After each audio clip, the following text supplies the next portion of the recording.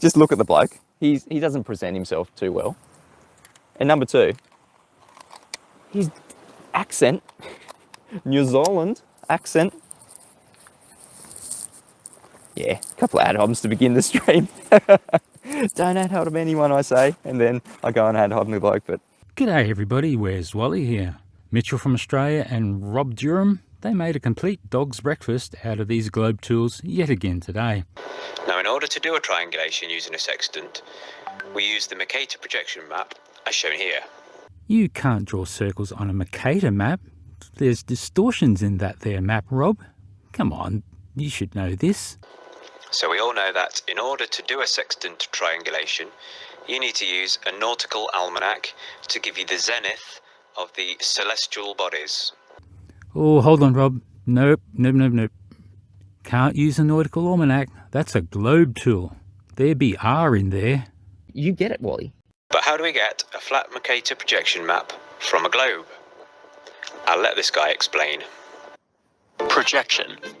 Popular rectangular maps use a cylindrical projection.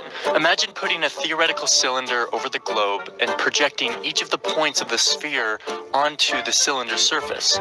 Nice try, Rob, but why did you pick a map projection that you show has distortions?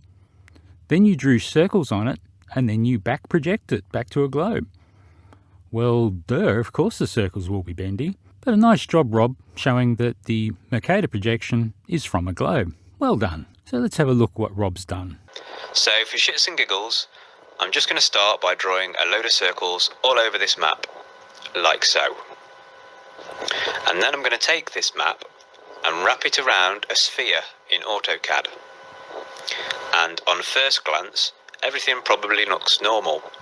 These circles look okay, this circle looks okay, but this one, you'll see it's starting to go egg-shaped. And if we go down and look at this one,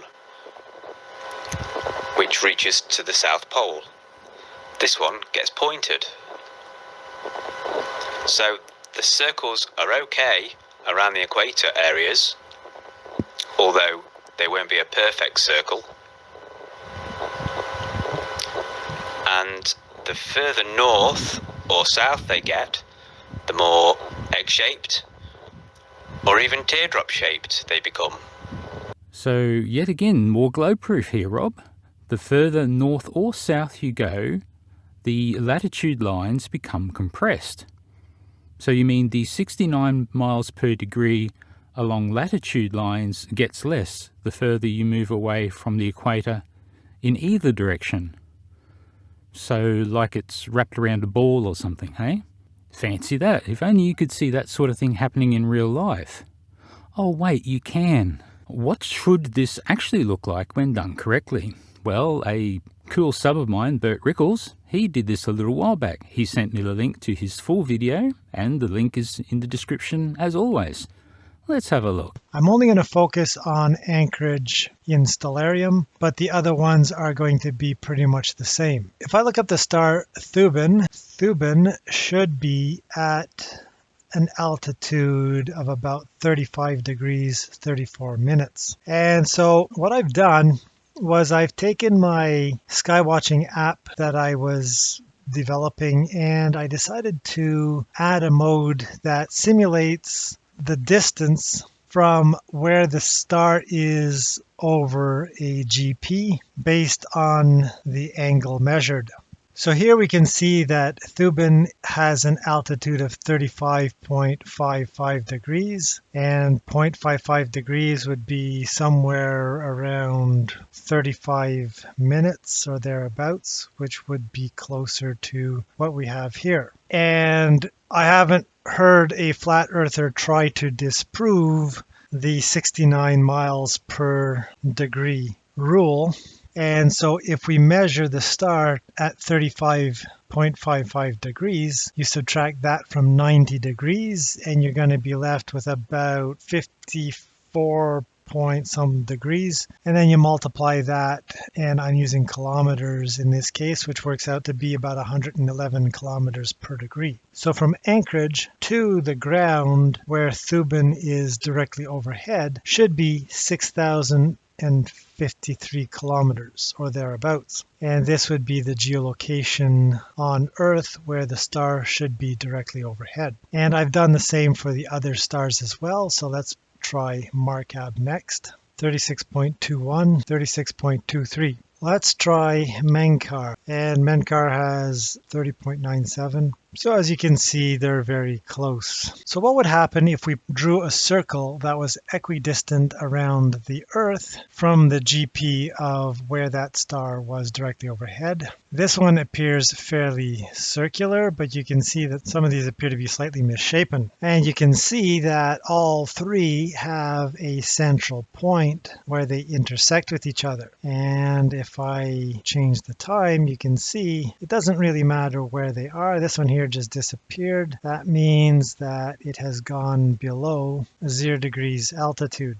Flat earthers are not happy with the fact that these don't appear particularly circular. So what would happen if we modeled it on a flat earth? So if the ground is flat, as they say, and the star appears directly overhead of this point, then if we map out the distance from Anchorage to this point and figure out that that is at this point 5,780 kilometers, then we can draw a circle around that GP that matches that distance. So as you can see, they all appear circular. And so far it doesn't seem too bad if I change the time, except some of these you can see are no longer touching my current observation point. So Markab's outer perimeter that matches 7,435 kilometers isn't even reaching Anchorage, Alaska. So this is a bit of a problem. Whether I map out the distance that it should be around that star for the flat Earth or for the globe Earth, I took each of those geo-coordinates that I computed, either for the globe Earth or for the flat Earth, and I created some KML files. And this is what it looks like when I project the globe, and that is the GP of Menkar. And I can go over here, and that would be the GP of Markab. And finally, this would be the GP of Thuban. These could very easily be confirmed by anybody on the ground looking straight up. And so what does it look like on the globe? Well, if I rotate the spherical Earth so that the yellow line for Thuban appears straight,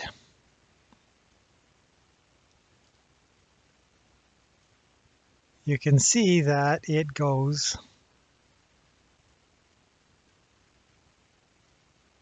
past Anchorage, Alaska. And if I do the same thing again for the next one, Menkar, it's also a nice straight line. And last but not least, for Markab, it's also a straight line when viewed from this angle. And if we compare what that looks like modeled on a flat Earth, the three don't intersect very well at all, and there's some serious deformation at certain latitudes. Thanks, Bert. There is more in Bert's video, so why not pop over there and give him a like and subscribe? Criminally undersubscribed is Bert. He needs more. Well, Rob, Mitchell, your video is yet again, I don't know, I'm at a loss to describe it. Look, it's early. While I have breakfast, I'm sure something will come to mind.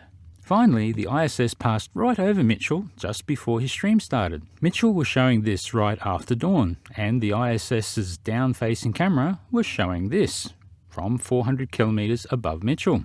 Pity it was all such solid cloud. Had it been patchy cloudy, this might have been an awesome matchup. Two live feeds matching up, and one from space. You know, the place that no one can go to? Thanks, guys. I'll let you enjoy this. Bye for now.